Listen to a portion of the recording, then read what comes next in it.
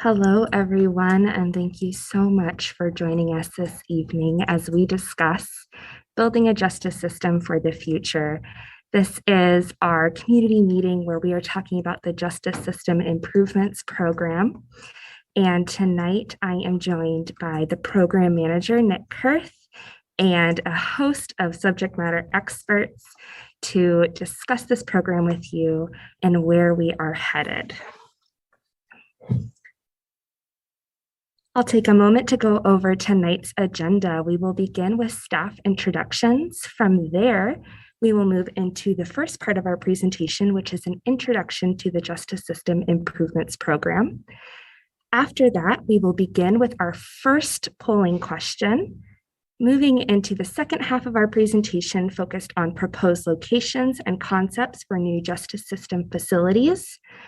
Then we will ask two more questions of you, identify next steps for the program, and go into our question and answer period with our subject matter experts. We're here tonight because your voice matters, and we will have 2 points in our presentation where you will have an opportunity to participate in polls. For our attendees on Facebook, please use the link pinned in the comments to participate in the poll questions throughout our survey. We have quite a few of our subject matter experts on hand with us, and they're here to answer your questions. After our presentation, we're going to take some time for question and answers. Please make sure you're submitting your questions and comments through the Q&A function throughout tonight's presentation. You can find that in the ribbon on the bottom of your Zoom bar. If you're joining us tonight through Facebook, we'll be monitoring the comment section for your questions and feedback throughout tonight's program. Finally, for those of you who may need to leave early or view the meeting at a later time, a recording will be immediately available on Facebook and YouTube. With that, I will hand it off to you, Nick. Thank you, Alyssa. I want to thank everybody for joining tonight and participating in this very important process, our first of two sizable public engagement events this fall. For some of you, myself included, today was the first day of K through 12 school, so I want to acknowledge that it was perhaps a busier day than usual for some. With that, I would like to introduce our panelists, and I'll begin with Commissioner Zan Ogerow, followed by Sheriff Jeff Van Arsdal, Captain John Devaney, who oversees our current jail operations, County Administrator Joe Kirby, Behavioral Health Deputy Director Danielle Brown, our Public Information Officer, Alyssa Rash, County Engineer Laurel Beyer, and from DLR Group, who is one of our project or program consultants, Mitch Hine and Justin Stranzel. We are also joined by Julie Fisher, who is helping us with our communications from Cogito. Also attending tonight is Commissioner Pat Malone, not one of the panelists, but in attendance. And with that, let's get started. Thank you. So the vision for the Justice System Improvement Program, and I'm going to refer to it as JSIP because saying Justice System Improvement Program over and over again is difficult. But our vision is in some ways simple and in some ways very difficult. We're looking for a balance of treatment and accountability to transform lives, ensure safety, and strengthen the community. It's easy to say, it's much more difficult to achieve.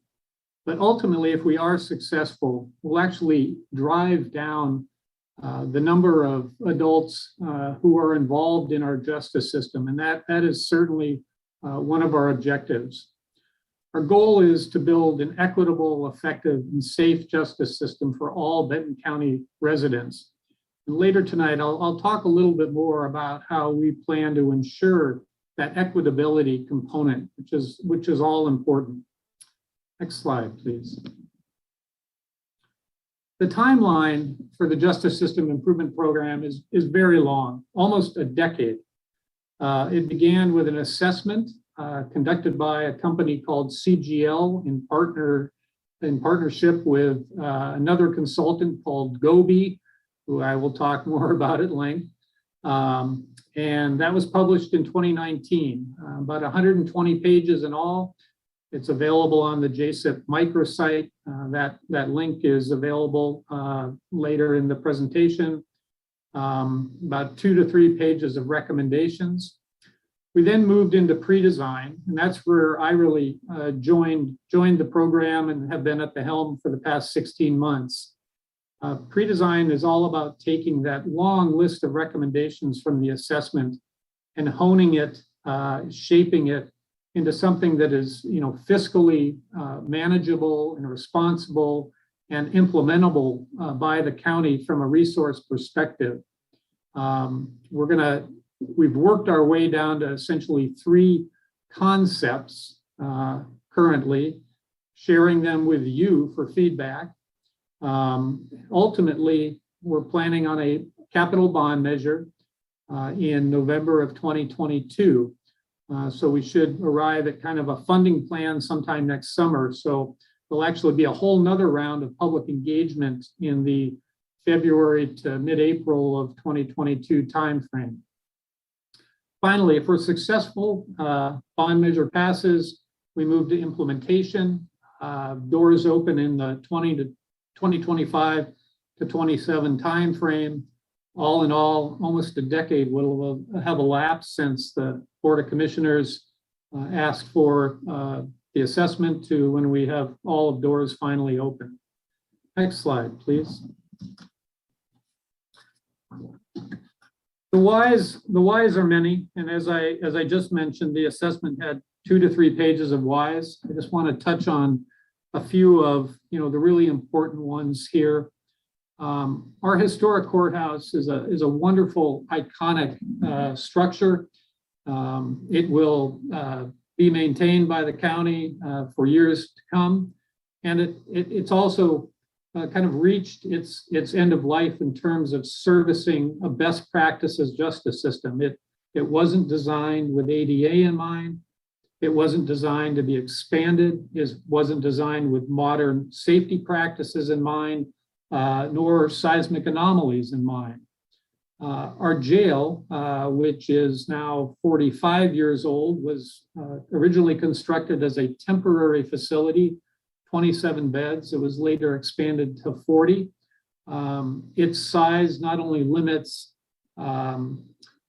who comes to jail, which has some important downstream effects, and I'll talk about those momentarily, but it also limits what we can do in our facility. Our jail is really a holding facility. It's not a correctional facility for lack of space to conduct meaningful programs. And because of its limited capacity, offenders are routinely released. Some of our important metrics are way out of whack. When CGL conducted the assessment, it noted that our incarceration rate, Benton County's incarceration rate, was not only the lowest in Oregon, it was the lowest it had ever seen nationally. Additionally, we use cite and release for lack of space in our jail 2 to 3 times above what is considered best practices or the norm. And our failure to appear rate, which is also linked to our limited jail capacity, is also 2 to 3 times what is considered best practices. So people are cited, are supposed to return for a court hearing and simply don't. Additionally, we have gaps in our system, and especially when it comes to people experiencing addictions and mental health challenges. We're making some big strides in that area. I'll talk about that specifically, but we have gaps in our system. But finally, how we have solved our very limited jail capacity is by outsourcing our jail beds. And I'll talk a little bit more about that right now in our next slide, please. So Benton County sends more than half of its adults in custody to counties outside of Benton, and not just nearby, but 2.5 to 3 hours away to the Dalles, to a facility called Northern Oregon Corrections, NORCOR, in Wasco County. That's where the majority of our adults in custody are sent. It is a solution, but it's by no means the best solution. And what I mean by that is, in terms of creating a justice system for the future and really embracing best practices, we know that one of the primary drivers of sort of the revolving door of jail, which is referred to as a recidivism, is having a strong support network that can visit adults in custody, and whether that's friends or family or parents or children or all of the above. And we're making that extremely difficult for people to do by sending them so far away. And so that's one of the reasons we'd like to right size a correctional facility in Benton County, because ultimately it will drive down recidivism, help stop that revolving door. Additionally, we're spending a lot of tax dollars out of county, and on an ongoing basis, year after year after year, that becomes significant money.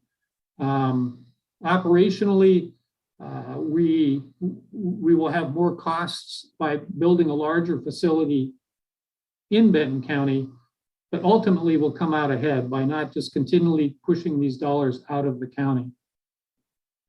Next slide, please. So in terms of the facilities that we're talking about tonight, there really are 4 primary. Crisis Center, that's a behavioral health crisis center. And it's probably the area where we've made the greatest strides. We're actually going to have a crisis center in downtown Corvallis, remodeling our Board of Commissioners office. That's been the result of some grants and appropriations that the county pursued and achieved, and I'll share those numbers with you here. We're also talking about a new correctional facility, a new county courthouse, and a sheriff and emergency operations center. So all 4 of these are in the mix.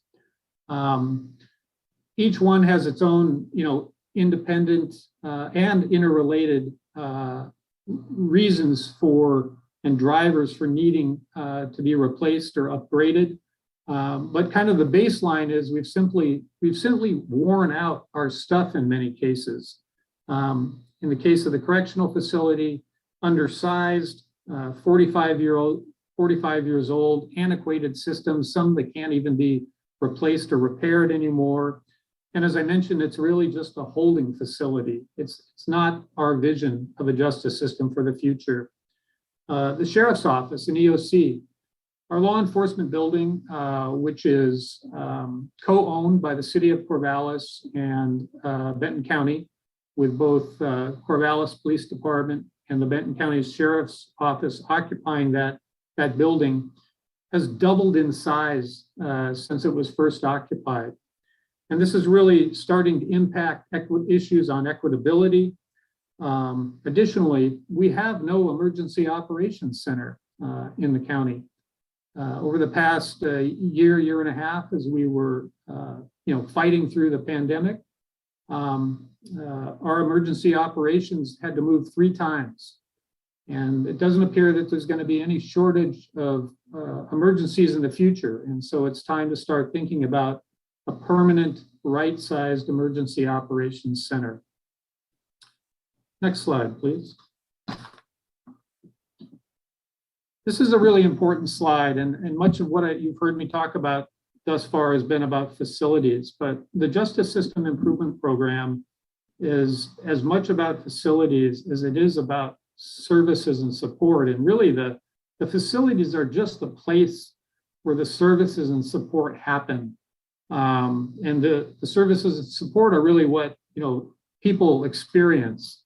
So can't say enough about that. And we're making great strides where we can on the services and support side of the equation.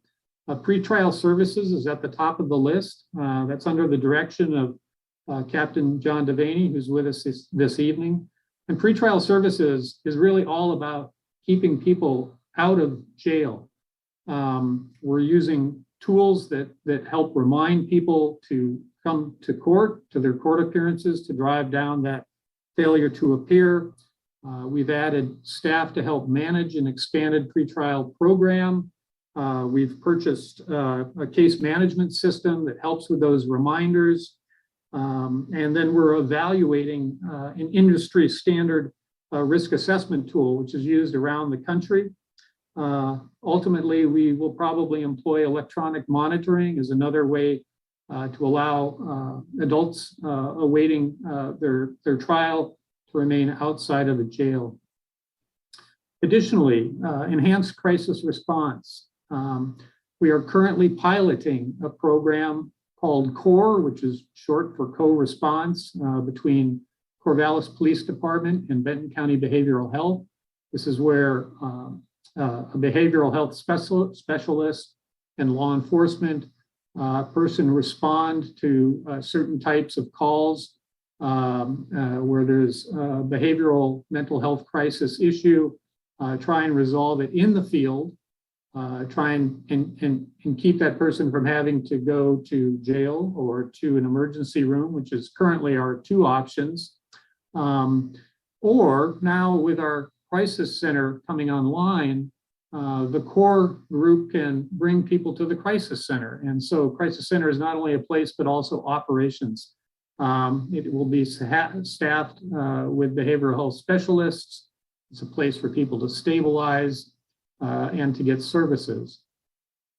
We're really looking forward to doing some developmental disabilities training with law enforcement and other stakeholders. It's been on the calendar for over a year now. COVID has prevented us from having, large group, close contact congregation, but it will remain one of our support objectives. Restorative justice really refers to the programs that we would like to offer in a correctional facility. So whether that's behavioral or educational programs, be that, GED, prep, or parenting, substance abuse treatment. We're already discussing what are these programs that we would like to offer in a right-sized correctional facility, and how do we fund them? We have those discussions now. We figure out how to fund them so that when doors open 3 to 4, 5 years from now, we'll be ready to roll. Finally, data evaluation and metrics. It's really important that we understand where we're successful and where we're not. This is a huge undertaking, and we'll use data and metrics to evaluate that. In addition, we'll use data and metrics to guarantee that what we implement is equitable. And I'm really pleased that we have GOBE, which I mentioned earlier, GOBE, Greater Oregon Behavioral Health, who was instrumental in conducting our assessment. They're going to assist the county with its data evaluation and metrics. Eminently qualified, really happy to have them back on board and assisting us. Next slide, please. So I just like to share this slide with folks who aren't familiar with what modern justice facilities and architecture looks like. Most of our facilities are antiquated by modern standards. Our jail and our law enforcement building are sort of cement monoliths, not good examples of modern justice architecture. And so, without the subtext here, you'd probably be hard pressed to know whether these were, office buildings in the private sector or were justice facilities. So I like to share this slide so people have an idea that what we're proposing to build, these aren't exact examples, but our architecture will certainly emulate these examples. They can be very pleasing to the eye. They can be even gateway facilities. If you weren't, reading the fine print and were driving by, you wouldn't know that they were justice system facilities. Next slide, please. All right, so funding. Funding is very important. And I mentioned we're headed towards a bond measure, a capital bond measure in November of 2022. In the first or the middle column there, the green column, I want to show that the county has really invested over the past several years in applying for and pursuing grants and state and federal funding to help drive down the overall cost of this undertaking. And to that end, relative to the crisis center, we've received $2.25 million in funding. I think there's still about an additional 800 that we're pursuing and is pending. It's basically going to allow us to open the crisis center soon, much sooner than we anticipated. Potentially, we may not have to ask for any money from the public. There's a small amount that we may include in the bond for a future expansion. We're working out right now what design of that crisis center looks like, so we'll have a better idea of gaps or where we want to be 3, 4, 5 years down the road. But the bottom line is probably only a nominal amount will be included in the bond measure. The new courthouse, we are expecting to receive $20 million in matching funds from the state of Oregon through its capital courthouse construction and improvement grant. And so that will essentially have the cost of the new courthouse. It doesn't apply to the DA's offices. That money can't be used to revitalize the historic courthouse, but it can be used for a new courthouse. Finally, Sheriff's Emergency Operations Center. Emergency Operations Centers typically fall within the Sheriff's operations. I think actually we're still in a pending status on the $1 million that we've applied for from the state, but are also seeking funds to help drive down the overall cost. On the cost side, not insignificant. And for those of you that remember the 2015 bond measure for a jail of roughly similar size, I think it was 120 bed or 112 beds in 2015, but roughly the same size. The cost has doubled in 6 years. Excuse me. And that cost escalation isn't about bells and whistles. In 2014, the cost per square foot for a correctional facility was about $270. It is now between $500 and $600 a square foot. And there's no reason to expect that cost escalation isn't going to continue. Yeah, it might slow down. But the longer we kick this can, the more and more it's going to cost for Benton County and Benton County taxpayers. I've already talked about the crisis center. We're estimating we can construct a new courthouse with the DA for about $35 million on our end, with $20 million in funds from the state. Sheriff's Office and Emergency Operations. So we co-own the current law enforcement building, and we could sell our half to the city, which would be a great opportunity for both organizations. If we are able to construct a new sheriff's office in conjunction with a new correctional facility, it will really be the most economical way to do it, because there are a lot of resources in those two facilities that can be leveraged. And so I'm talking about, conference and meeting rooms and storage areas and locker rooms, and the list goes on. But if we do it in conjunction with a new correctional facility, we could have a new sheriff's office for about $16 million. The Emergency Operations Center bumps that up by almost 50% to 25, but it's still money extremely well spent in the current environment of emergencies. Finally, the historic courthouse. We know we have to repurpose the courthouse. Now, that may include keeping the district attorney there, or it may include other uses. We could include no money in this bond measure for the repurposing of the courthouse. and find other funding vehicles, or we could spend $20 million to keep the DA there. I'll talk about some of the details of that in a few minutes. Next slide, please. So what does this mean for the average homeowning taxpayer, which is where the tax source is, property taxes? $100 million bond equates to about a $200 a year increase in property taxes. Some will pay more, some will pay less. It depends on the assessed value of your home. But essentially, 100 million translates into about $200 a year. Alyssa, I see you're on screen. Were you wanting to say something? No, Nick, I'm just ready for the poll when you are. Okay, all right. Well, let's go to the next slide then. Thank you. Of course. We have reached our first poll of the evening. And so far, we've discussed the needs and the costs for the new facilities to house the critical programs that create a holistic justice system. Now we will ask you to please rank the importance of each facility to the community. And we will be launching that poll now.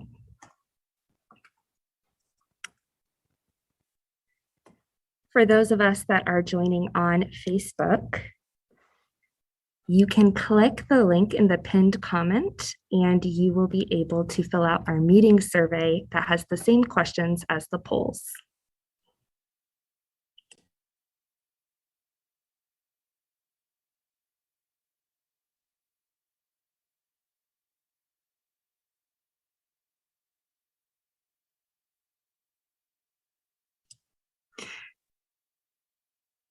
You are able to move your poll screen around your screen if there's anything on the slide that you need to view. And please note that you will need to scroll down to select the level of importance for each site. I'm sorry, facility, not site.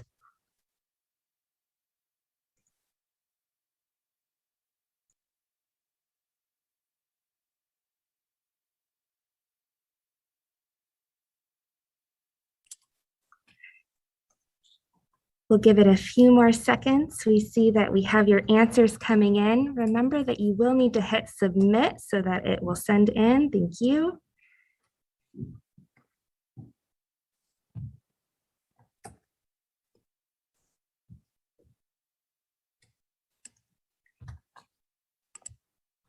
The poll is now closed and I am sharing results. Wow, we see quite a number of people in our community feel strongly that a crisis center is definitely very highly needed. I also noticed that the corrections facility is ranked as a very high need within our community.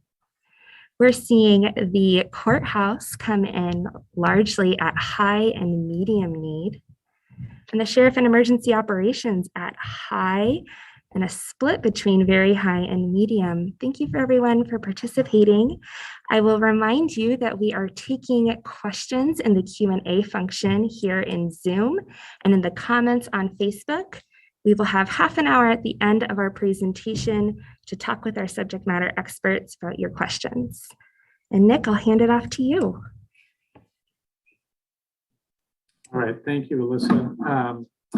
This is a good time to share that since late November, December of last year, so 10 months ago, we formed both a technical advisory committee and community advisory committee, both with about 15 members. And we went through a similar exercise with the poll that you just took. And interestingly, and I think it's rewarding to see that much of the polling was very similar.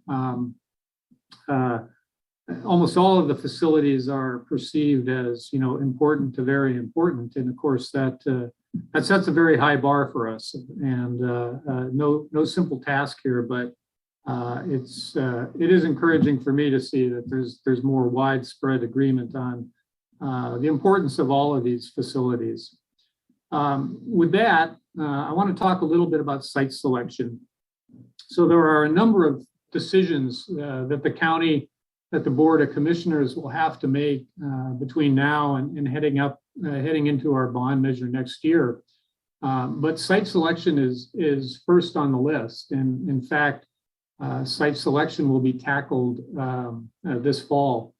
So I want to segue into site selection, talk a little bit about how we got to the sites that I'm about to share with you. It was really, it's been an exhaustive process that began more than a year ago, June of 2020. And, you know, our first line cut was that any of the sites that we were going to consider had to be within Corvallis's urban growth boundary. We then essentially asked a broker, commercial broker, to just go out and find sites. I think we gave kind of a range of size of a minimum of 15 acres to 40 acres within the urban growth boundary. So this was the first cut. And that was the only criteria, size and urban growth boundary. And we found 40 sites in just about every geographic area of the county, excuse me, of the city's urban growth boundary. We then weighed those 40 sites using 6 main criteria, which included property acquisition and development costs, ease of acquisition, neighborhood compatibility, service to the city and service to the public, and then sub factors 32 in all. And that got us down to a list of 10 sites, five downtown and 5 suburban. At that point, that same broker essentially started knocking on doors to say, are you interested in the possibility of a sale? And we weren't even identifying who we were selling to or why at that point. Obviously, we didn't want to publicly market the county's interest and have a potential property, double or triple in cost. So we were quietly doing this, using the commercial broker to approach prospective sellers. Some of those properties were already under contract. Some of the sellers weren't interested. And ultimately, we ended up with 3 properties, 1 downtown and 2 suburban, and that's where we are today. But before we got to today's point, we formed a joint city-county task force to really do our diligence in understanding, more of the details of those properties. What would they cost to develop? Were there wetlands? Were there transportation system plan improvements that would be required? What utilities were there, weren't there? A whole list of, just basically kicking the tires to understand exactly what these properties were about and to make sure there weren't any big surprises. And then finally, the commissioners, approved a negotiating team, and we entered into letters of intent with 2 of the properties and continue to work on a third letter of intent with the remaining property. Let's go ahead to the next slide, please. So here are the sites. One is in the west on Reservoir Road, and that site, about 37 acres. The developable piece is actually down the street and around the corner from the fairgrounds, but essentially the property as a whole is kind of across from the fairgrounds. Another is in South Corvallis at Tiger Island Road to the west of Oregon 99. It's 65 acres of grassland. And then the third site is we're looking at purchasing property adjacent to the Board of Commissioners office. It's a parking lot today. And if we're successful in securing it, there's actually, the county would own enough space, the Board of Commissioners office, the parking lot, and then another facility next door to the parking lot that we own, such that we could have the crisis center in the Board of Commissioners office and potentially the new courthouse on that same block. So that's the interest in that particular property. Next slide, please. In terms of features and amenities, the two suburban sites have a lot of features. You have the potential for operational efficiency if you have more than one operation on the site. Beautiful therapeutic settings, ample parking. Both are in proximity to existing public transportation, which we feel strongly will be able to extend.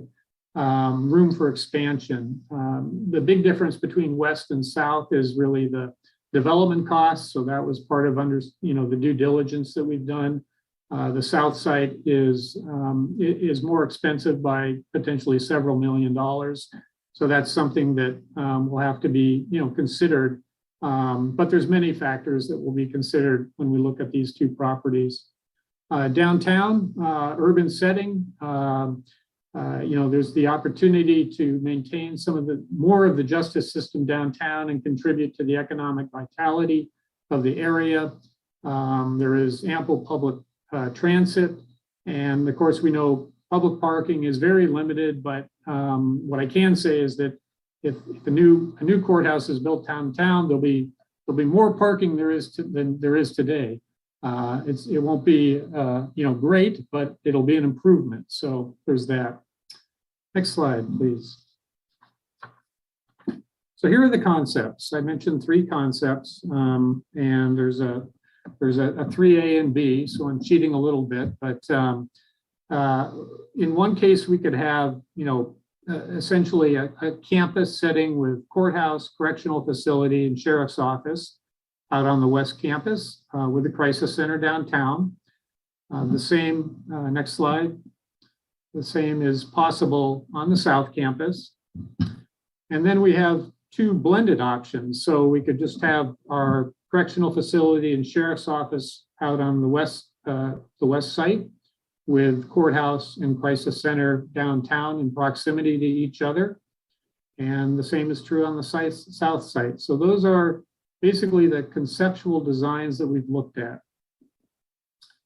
Next slide, please. So here we are at our second question, and I'm going to turn it back to Alyssa. Thank you so much, Nick. All right, everybody, we have reached our second poll of the evening. We have heard a little bit about our site concepts and location proposals. And our next question for you is, where should the new courthouse be located? Our first option is concept 1 or 2, the suburban sites, otherwise known as west or south sites, co-located with the correctional facility and sheriff and emergency operations. Your second option is concept 3A or 3B, which is the downtown site. So we are launching that poll now.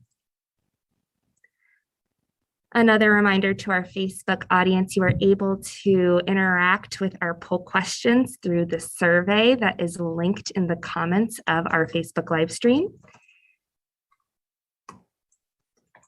Remember that after you have selected your answer to please hit submit, and we are at 65% participating right now. We'll give it a few more seconds.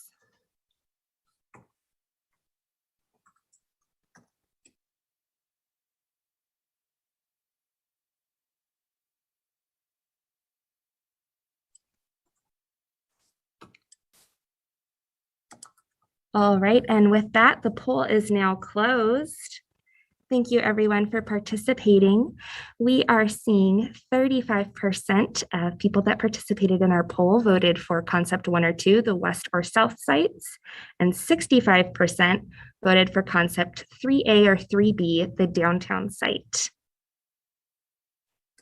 With that, I will stop sharing and I will hand it back to you, Nick. Thank you.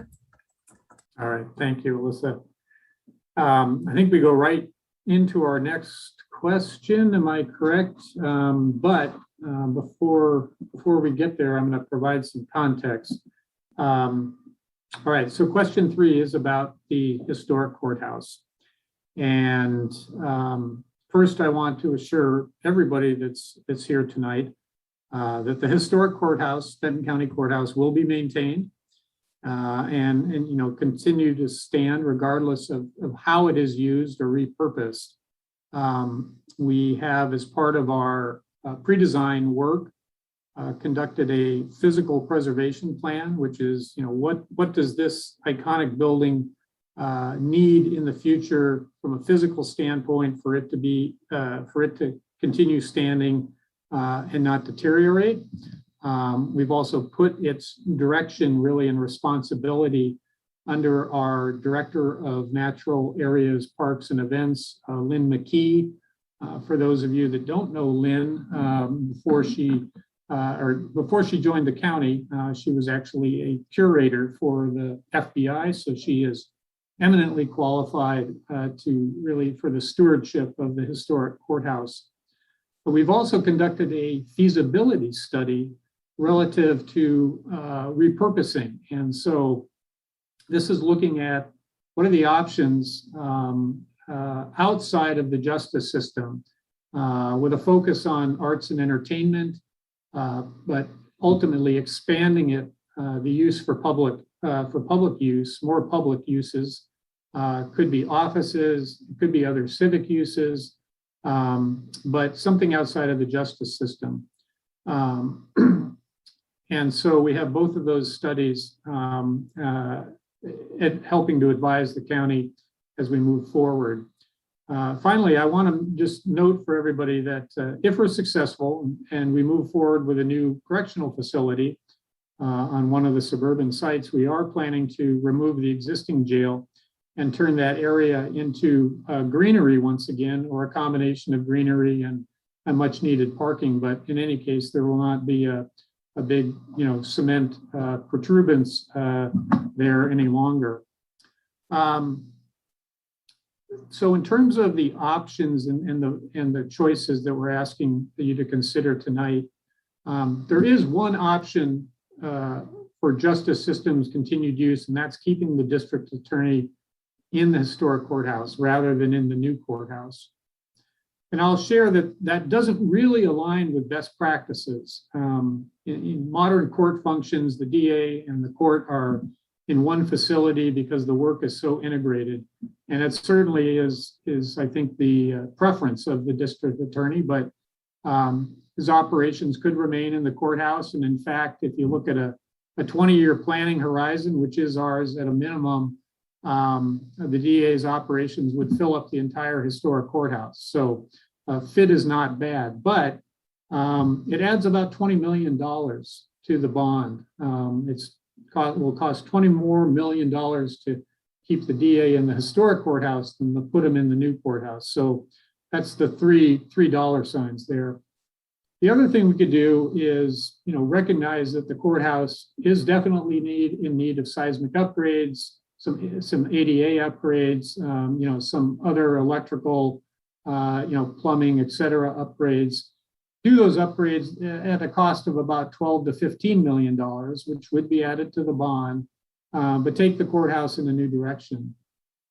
The final option, is really to rely on that feasibility study that I mentioned, and not include any money in the bond for the courthouse, chart a new course, and look at other funding streams. And we already know that there are grants that are available to private entities that aren't available to the county as a public entity. And so the feasibility study has already noted, there are public-private partnerships that could allow you to leverage that grant money and repurpose the courthouse. So those are the three options, roughly 20 million, 12 to 15 million, or zero, aside from kind of routine maintenance. That I think question 3 is going to ask you now. Thank you, Nick. We are at our final poll for the evening, and this poll is asking you, which option do you favor for our historic courthouse? Do you favor upgrading it for the district attorney's office, upgrading it for public access and a future use will be determined, or maintaining it for public access without upgrades? We are launching that poll now.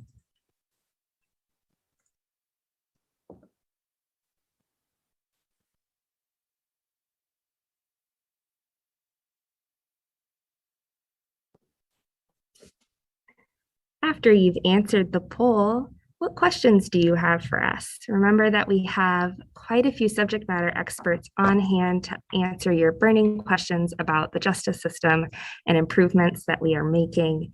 Feel free to drop those questions in the Q&A function here on Zoom or in the Facebook live stream comments. We'll give it a few more seconds as some more answers trickle in. Be sure that you're hitting the submit button.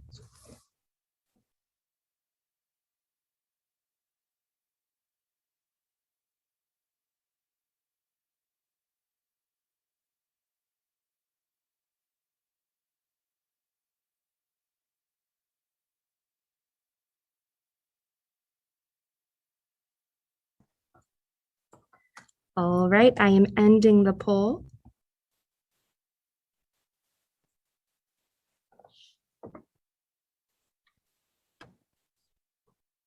Thank you for everyone who participated. It looks like we have 46% as our largest percentage voting to upgrade for public access with the exact use to be determined, followed closely at 43% by maintain for public access without upgrades, and 11% voting for upgrade for the district attorney's office. With that, I will hand it back to you, Nick.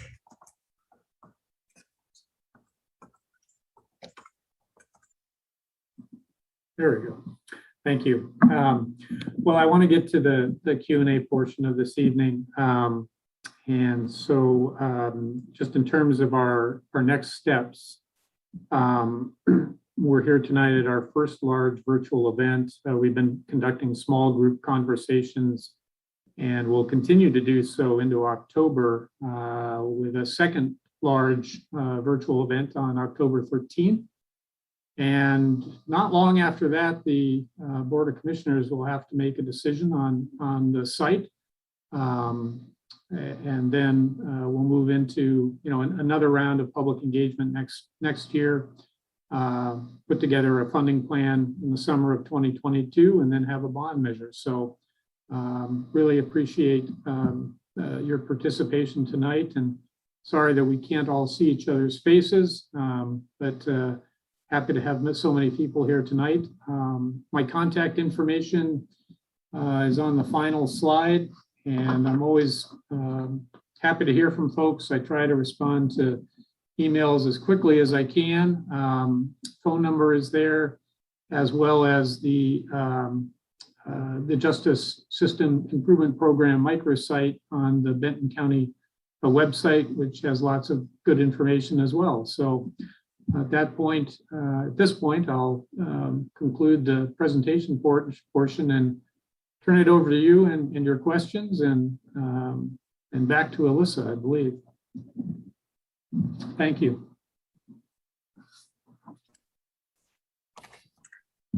Thank you, Nick. I will take a quick second to stop my screen share so that we can see all panelists, and I will ask the panelists that are participating in conversation to please turn your cameras on.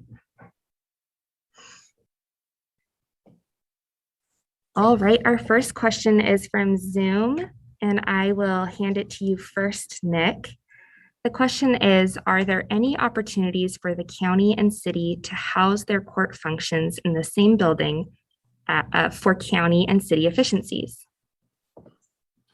Yeah, no, I didn't make that point, but the municipal court is planned to be part of the new proposed courthouse. So that space has been set aside for the municipal court. So that arrangement won't change from the current arrangement in the historic courthouse.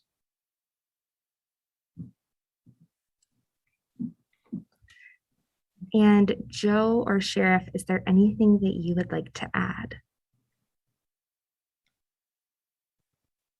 I would just simply say, I look forward to the collaborating, of course, with CPD and the courts, in any way we can, reduce costs and be more efficient, I think that's part of what the justice system improvement program is all about.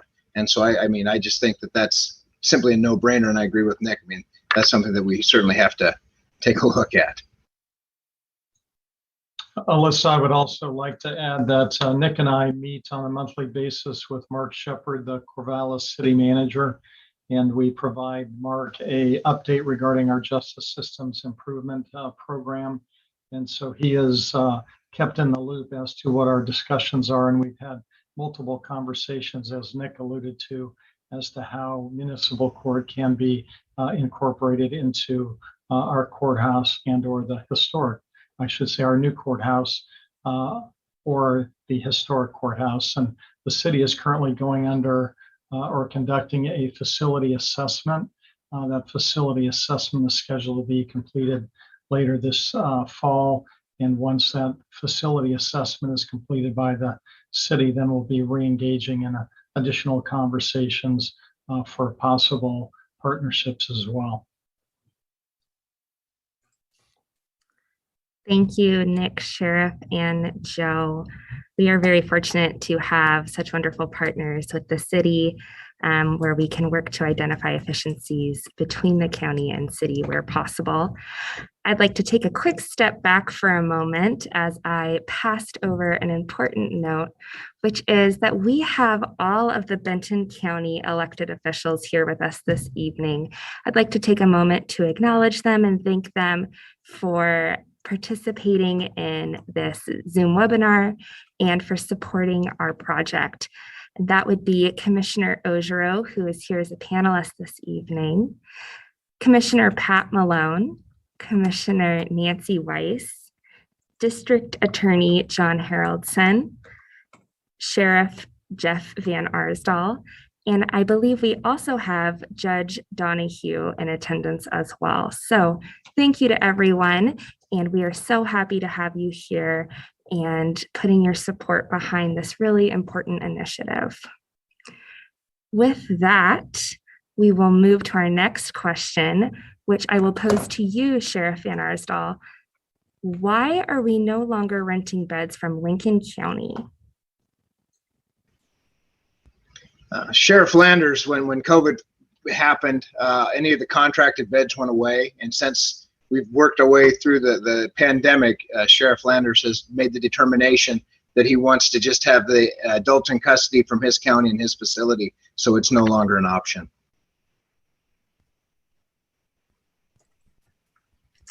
Thank you so much, Sheriff. I appreciate your answer. And I will give it back to you, Nick, with a question that is, are the proposed facilities designed with flexibility in mind for the future needs of Benton County residents? Very much so. And I think I'm going to probably ask Mitch Hine to comment on this from DLR Group, but expansion or expandability is very much at the heart of at least our pre-design efforts. And of course, we haven't gotten into the more rigorous, facilities design, but absolutely that is a consideration. And Mitch, may I invite you to share a word or two as well, please. Yeah, thanks, Nick. No, you outlined it pretty well. As far as the facilities go, we're planning for 50-year facilities. These are designed to have long lives in them that should take you far into the future.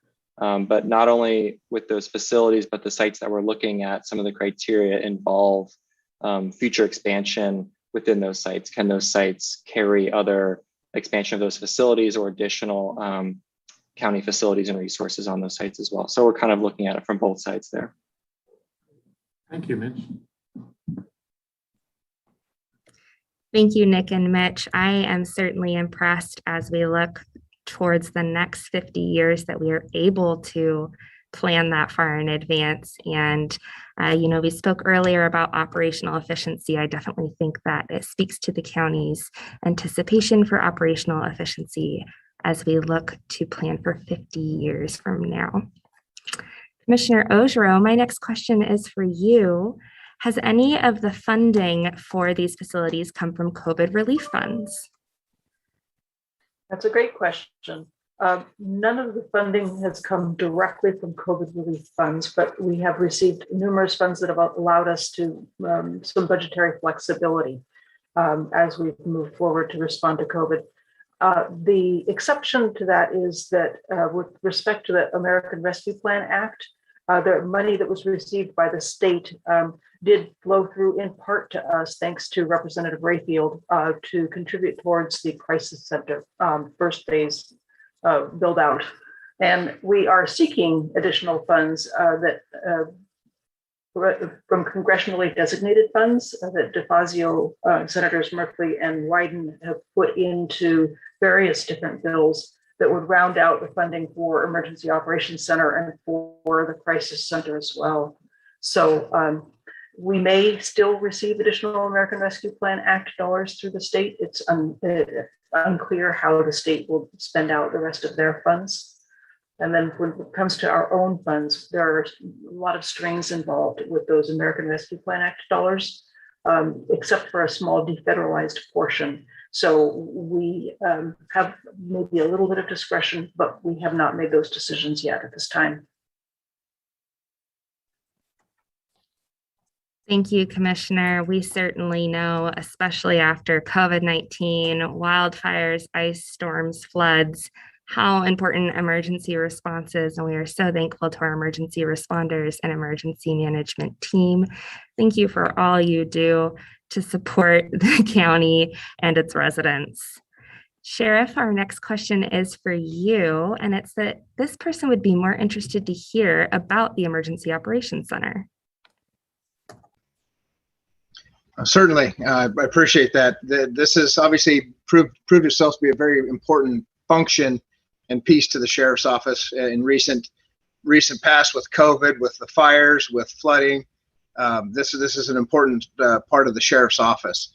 Currently, our EOC that we have internally is it's old, it's outdated, and access is a challenge. During the COVID pandemic, we had to move the EOC around 3 different times. And so that makes it challenging for security purposes, for the comfortable and ease of access to the facility. You know firsthand, Alyssa, having been involved in that it's a challenge. Something where it's attached to the sheriff's office, where it has multi-use. It can be used, for training purposes. It can be set up and ready to go at any moment. We assist with other counties and communities when there's problems. An example being the recent wildfires.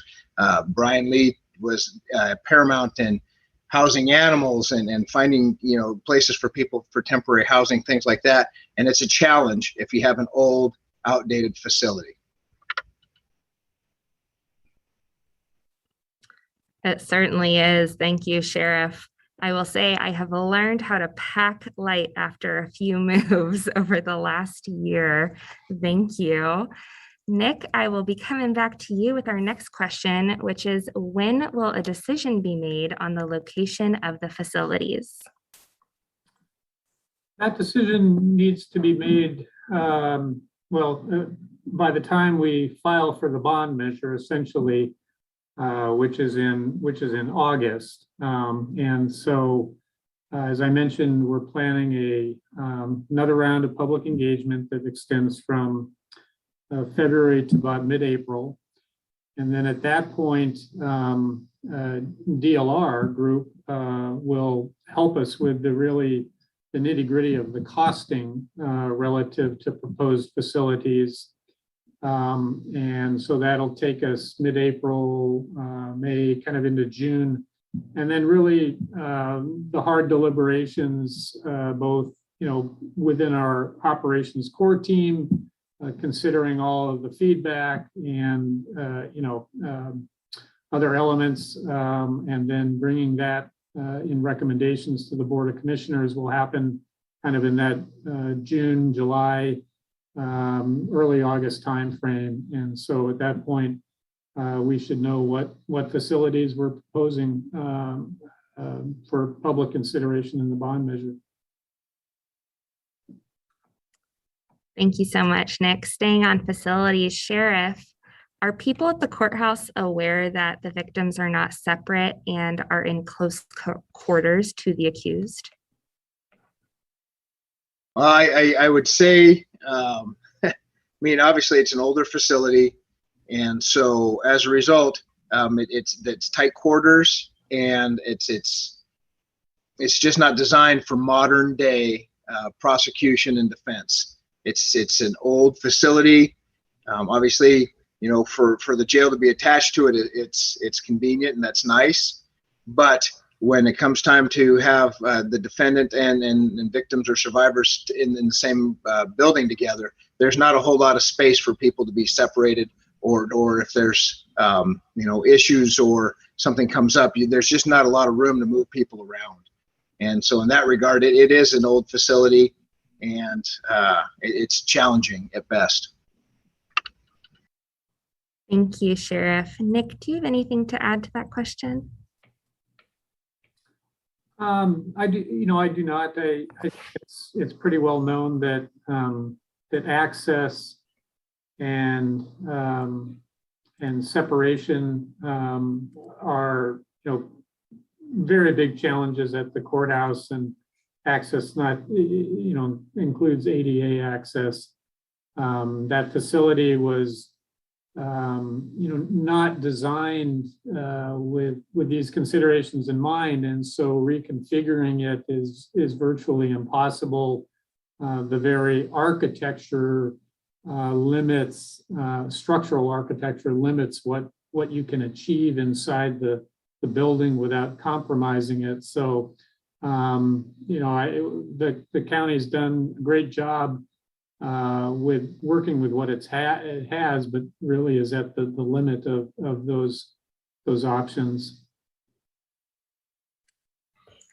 Thank you, Nick. Yeah, I think this is a primary reason why we need to look at moving our courts, you know, for contemporary security, as well as, you know, better use of technology. Commissioner Ojero, coming back to you.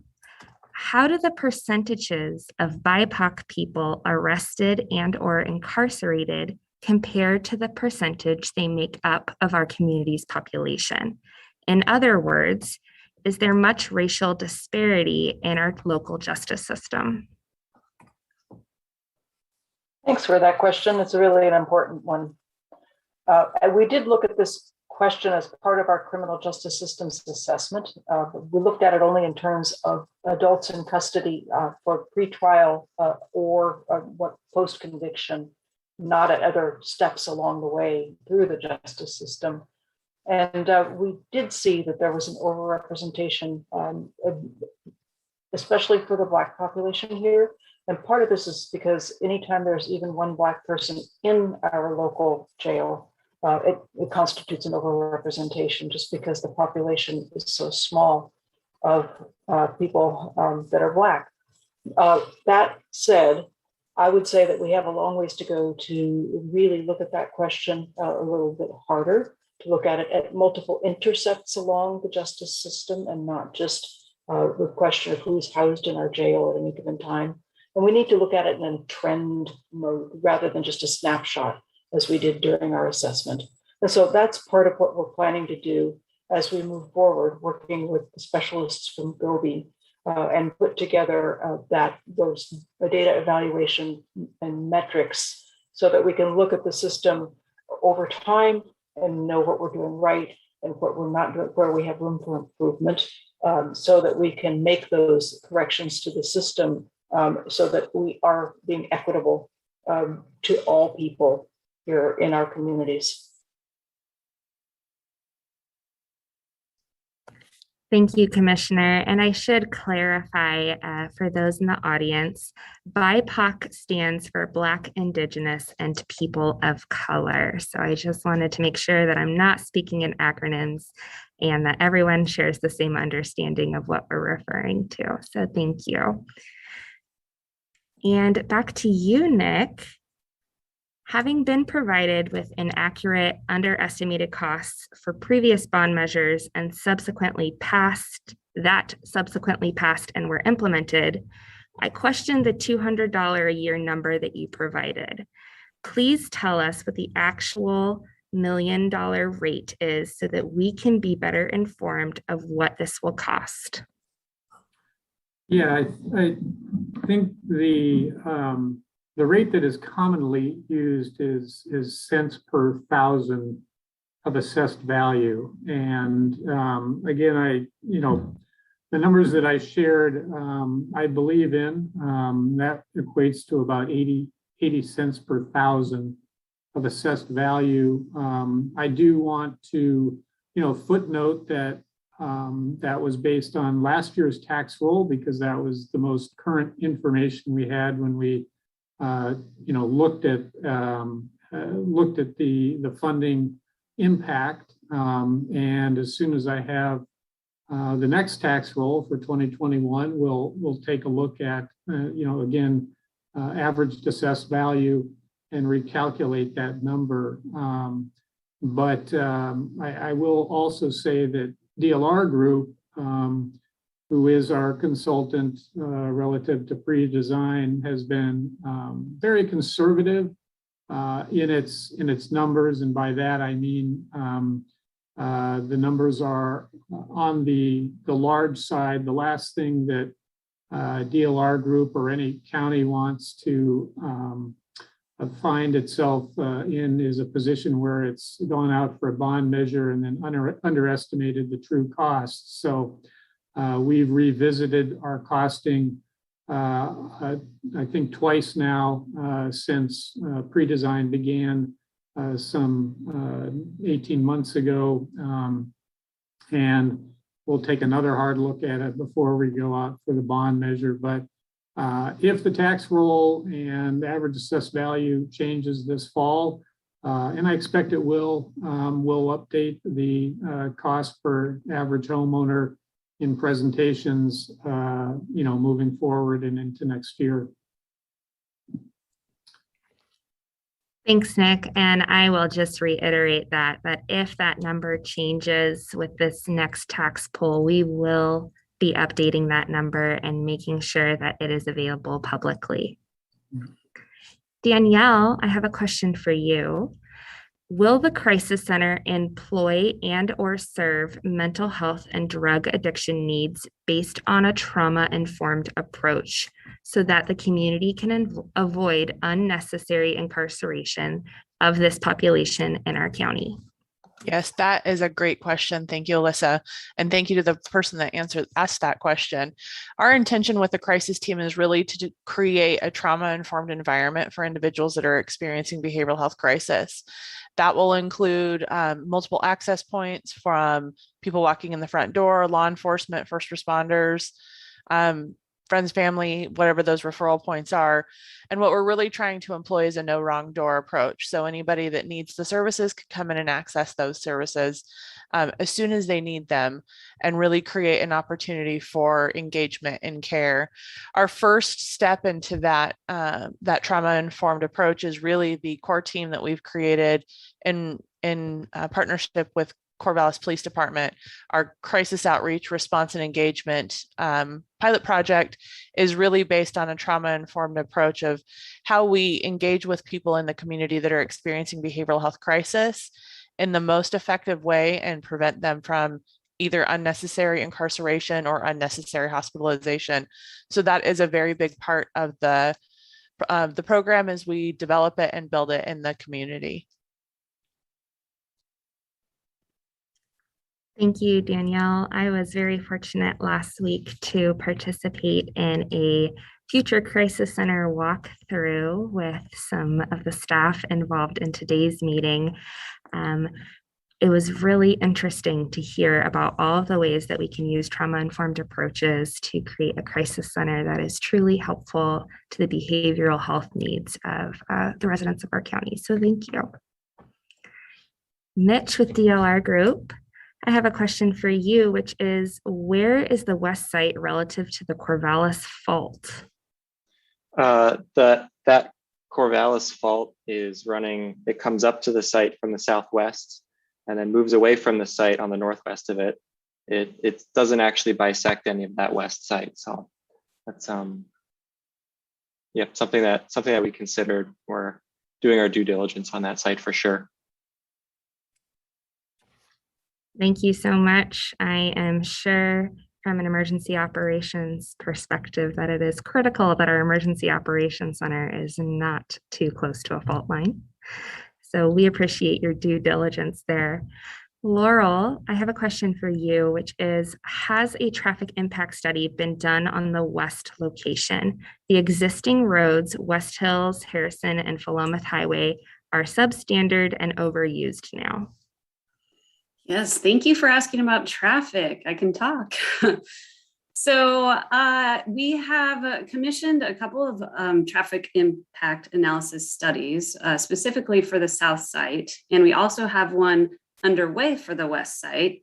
Mostly we were waiting a little bit to see if the Mary's annexation was going to be moving forward. And so what we're doing with DKS Associates, is the consultant that's working on that for us, is inputting some of the information that was put together for the Mary's annexation. So that way the traffic impact analysis has all that background growth that's also scheduled to occur in the west location.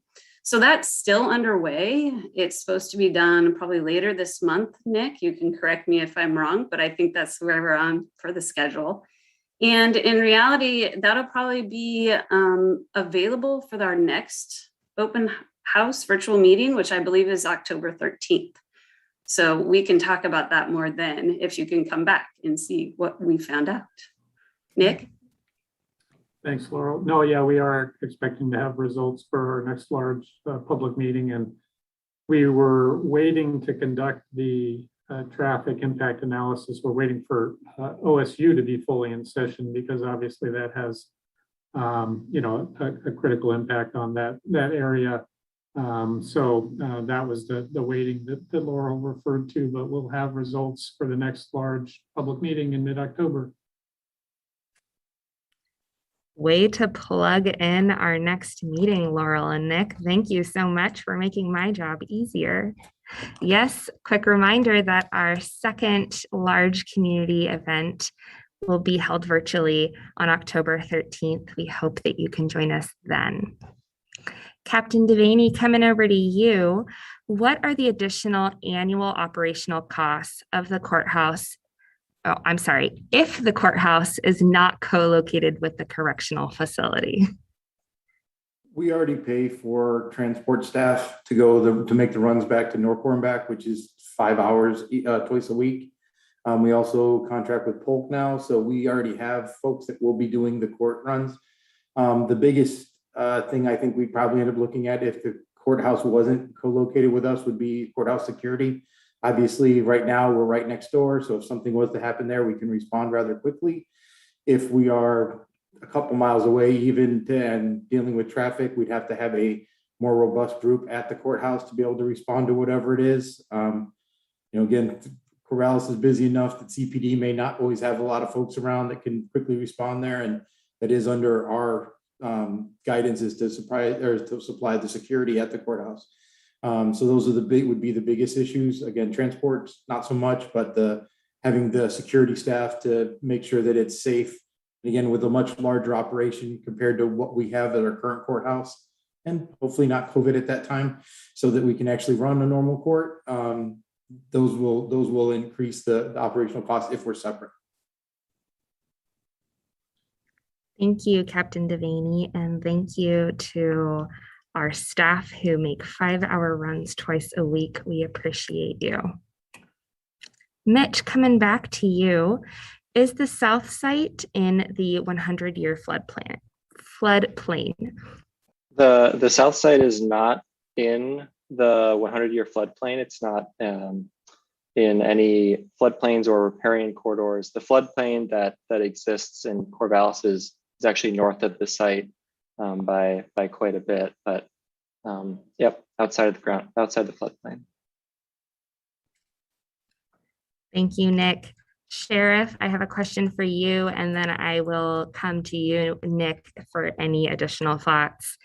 How can you reassure the public that an increase in jail beds won't lead to an increase in arrests? Will you be collecting data to examine for this possibility? Great question. I don't foresee an enormous uptick in arrests. We will have resources available, as we discussed previously with Danielle and the core team, and a resource center, and different places where folks can receive the appropriate treatment if that's what they need, versus being housed in a facility where they don't necessarily need to be housed or it's not appropriate. Will we see an uptick maybe when we get past the pandemic? Maybe briefly, but I don't know that you're gonna see an enormous spike. You would see a larger population in the facility simply because I wouldn't be renting beds in Norcor. I wouldn't be renting beds in Polk County.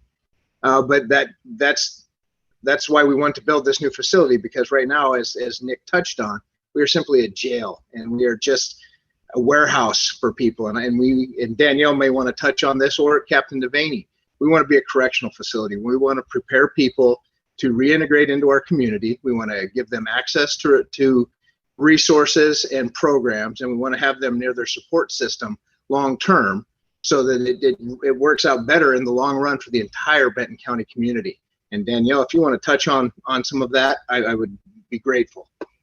Yeah, thanks, Sheriff. I think it's really important as we develop the plans for the new correctional facility that we're looking at it as an opportunity to provide rehabilitative services to individuals that are engaging that are being incarcerated in the jail. We don't have that opportunity now. We can't provide any mental health treatment. We can't provide any substance use treatment. There's no space for it. So, being able to have a new correctional facility where we can really engage people in those rehabilitative services will make a significant difference and really impact the recidivism in the long run for individuals who are being arrested and having an engagement with law enforcement.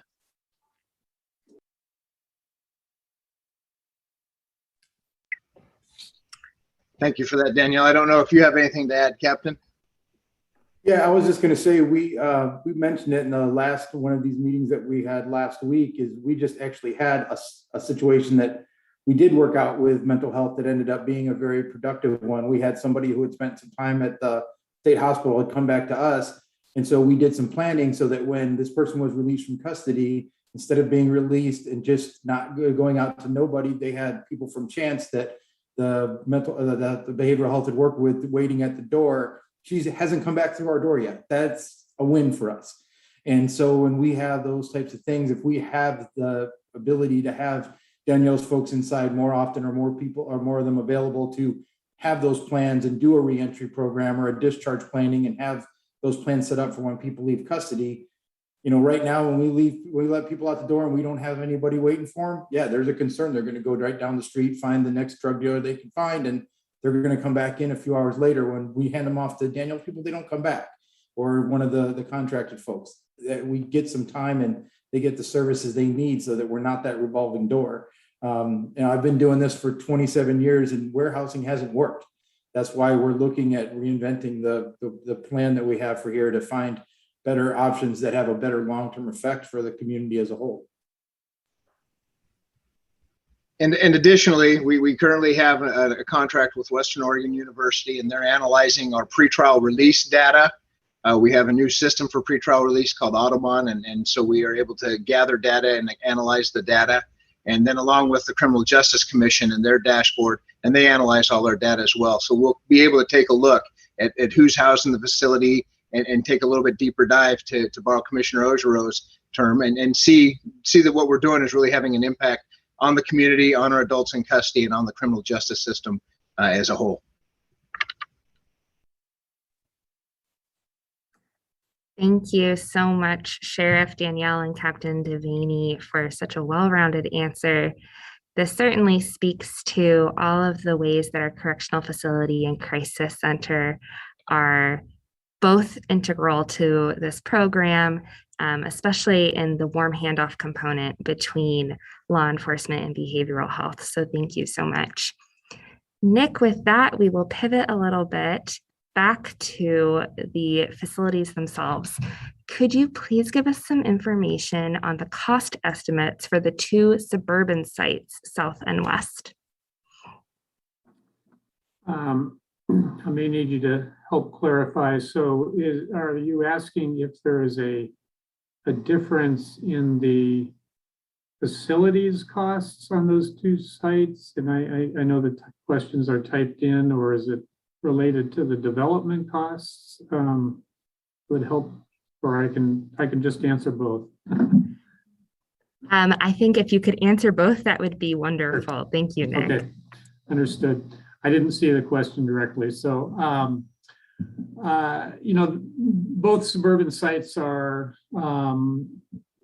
equal in terms of what it will cost to build there. There's no glaring differences relative to actually constructing the proposed facilities. Both sites are, relatively flat. I will say that the south site is almost predominantly wetlands, and so there is a cost for mitigating those wetlands. So in that respect, it's more expensive to build on, and that cost is not insignificant. The west site also has wetlands, but they're basically well defined, and the area that we're proposing to develop is all uplands, so not a lot of wetlands mitigation, maybe none. But as I mentioned in the presentation, the broader development costs related to transportation improvements that are defined in Corvallis's transportation system plan are different. There is a pretty broad overlay on the south site that does not exist on the west site. Those are really development expenses versus the actual facility expense. The buildings themselves will cost about the same to construct on either site. Thank you, Nick. And as you mentioned, there are traffic considerations for both sites. We're really fortunate to have Laurel here with us tonight. She will also be with us at our October 13th meeting, where she can talk a little further about those and the studies that we're doing around that. Nick, I'm going to stay with you. What are the ideas for how the courthouse could be used for public use? Well, we're at the early phases of our feasibility study, and I mentioned that we looked at arts and entertainment. We looked at potential tie-ins with the museum. We're looking at one of the things that Corvallis is actually very short on is kind of medium-sized meeting space. And I'm gonna invite either Joe Kirby or Commissioner Ojero to chime in here as well as they've read the feasibility study. I think also other civic functions were considered. So no determination has been made in terms of which one to pursue yet. That is sort of the next step of the feasibility plan. You go from feasibility to kind of a business analysis where you start really peeling back the onion and saying, okay, which of these can, is more economically viable, has more traction, is more appealing to the community. So that's kind of a next step, but I please invite County Administrator Joe Kirby or Commissioner Ojero to share their thoughts. Thank you, Nick. I believe that you covered a good array of ways in which the historic courthouse might be used. I will tell you that Lynn McKee, who is our Natural Areas, Parks and Events Department Director, has expertise in this area, as I think Nick mentioned earlier in his presentation. And so she is leading up the facility or a feasibility study in conjunction with DLR. No decisions have been made at this point, but we've looked at a wide variety of uses, anywhere from meeting space to event space to arts and entertainment complex and everything in between. So I would say we're not close to a decision at this point as to how the historic courthouse will be repurposed, but it is certainly part of the dialogue that is underway, and the determination will be made forthcoming. I can't tell you if that's 3 months from now or 6 months from now, but it is a very important part of the justice system in terms of honoring the historic courthouse. Oftentimes we get asked if the courthouse is going to be torn down. So I always like to take the opportunity to communicate that Benton County has a commitment to retain that historic courthouse. It is iconic, as Nick has mentioned in the past. And so Benton County has every intent to maintain the courthouse and hopefully repurpose it in a way that benefits the community in a way that we can all be proud of. I would just add a short comment to that. In terms of the courthouse, we would like to honor its historic integrity and also to seek public funding for that historic renovation. And however, those funds aren't available to government entities. Therefore, one of the options that we would be looking toward is a public-private partnership in some form so that those kinds of dollars would be available to help to best stabilize the historic courthouse and respect its historic integrity. I'd also like to add that as part of the pre-design process, we actually did have a long discussion, and I think there's a question in the chat here about the use of the area where the jail currently sits. And Commissioner Ojero just mentioned we really do want to not only honor the historic integrity of the historic courthouse, but we also didn't want to impact options for repurposing it. And so even though downtown real estate is at a premium, we recommended that we not build on the jail site such that it might impact how we could repurpose the historic courthouse and return that area to grass or greenery or a combination of greenery and parking. Thank you, Commissioner Ojero, Joe, and Nick. Hearing the potential uses being meeting space, I, for one, am very excited for when we can have meetings in person again, and we are able to have in-person community events as well. That is a day I am looking forward to. Commissioner Ojero, we are on our last question of the evening. I will pause to let our audience know that we are collecting all of your questions. You do not have to stop sending them in. We are compiling all of them, and we will be posting answers to your questions on our website by Friday, September 17th. We will have all of our subject matter experts weigh in depending on the theme of your question, and we will have those posted for you. So you can continue sending your questions in, but this is our last question of the evening. Commissioner Ojero, what equity considerations have been taken into consideration regarding the locations? Well, thank you for that question. We are just starting to weigh in those site selection questions and have not yet established a formal set of criteria for selecting one site over the other when it comes to those suburban sites. However, I would say that the kinds of things that I'm thinking about are that both sites have their own sets of transportation issues involved and need for better bus service, for instance, and a suite of transportation effects on the existing neighborhoods. Both have residential neighborhoods nearby or soon in development nearby. Both neighborhoods have been providing some homeless sheltering, with the West Hills neighborhood home to the Unity Shelter Safe Camp, and South Corvallis providing a long-term role with the men's shelter and now the 3rd Street Commons at the former Budget Inn. However, with South Corvallis, we also want to take into account the fact that it is the traditional working class neighborhood, the industrial part of town, and traditionally has been more affordable. There is a much larger Latine population in South Corvallis than there is in some other parts of town. That part of town has often felt like it's a bit of a solution for every problem that Corvallis has.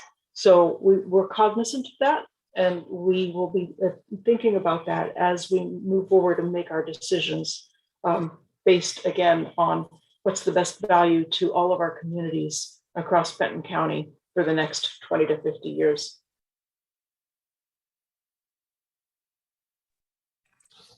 Thank you, Commissioner Ojero. With that, we are ending our question and answer portion of tonight's presentation. Thank you to all of our panelists who participated tonight. It's been wonderful to hear from you. Thank you to our elected officials who attended and are continuing to help guide us through all of these important improvements that we're making to our justice system.